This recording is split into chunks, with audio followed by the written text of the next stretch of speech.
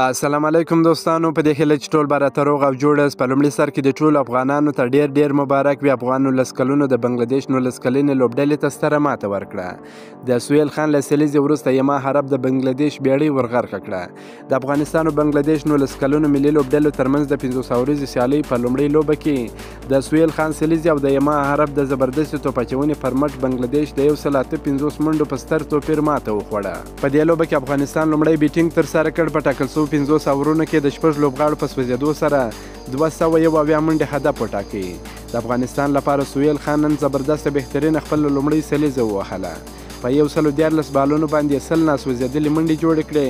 4 څلوریزې 4 شپږیزې په بیټینګ شاملې وې او ترڅنګ سلیمان حربزي هم په 15 بالونو باندې 50 منډې جوړې کړې. 15 څلوریزې 3 شپږیزې په بیټینګ شاملې وې. محمد هارون په 4 بالونو باندې 43 منډې جوړې کړې. 3 څلوریزې په بیټینګ شاملې وې. اکرم محمد زید 28 منډې جوړې کړې.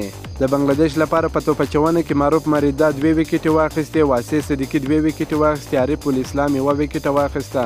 محمد شریع الامین 1 وکټه ترلاسه کړه. بنګلادیش لوبډلې د 201 منډو هدف په تعقیب کې توپخانه پیل کړل چې د لوبې په 14.15 اورونو کې د ټولو لوبغاړو په سوځېدو سره 114 منډې جوړې کړې.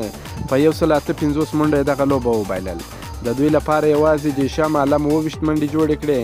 محمد شهاب جیمز 12 منډې جوړې کړې. د افغانستان لپاره یما عرب ډېره زبردسته بهترینه په زړه پورې لوبه ترسره کړل. په 6.15 اورونو کې 90 منډې ورکړې. 4 لوبغاړي وسوځول. فریدون داودزي بیا په 6 اورونو کې 32 منډې ورکړې. 3 لوبغاړي وسوځول. نصیر حسن په 15 اورونو کې 60 منډې ورکړې. 2 لوبغاړي وسوځول.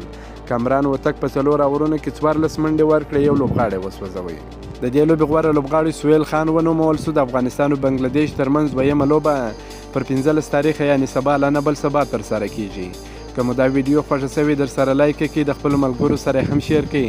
د نور تازه معلوماتو لپاره هم زموږ سره اوسئ. تر بلې ویډیو پورې د الله په امان.